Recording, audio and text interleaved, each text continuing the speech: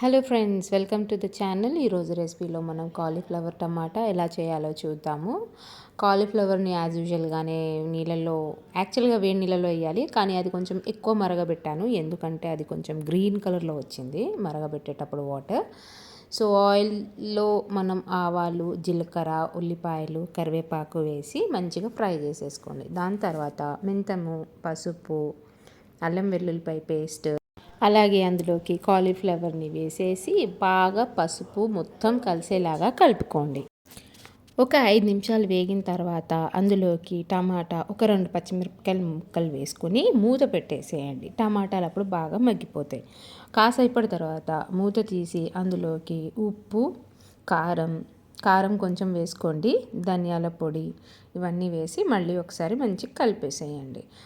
మంచిగా కలుపుకున్నాక మూత పెట్టి ఒక 10 మినిట్స్ వరకు లో ఫ్లేమ్లో పెట్టుకోండి. కూర అంతే దగ్గరకు వచ్చేస్తుంది.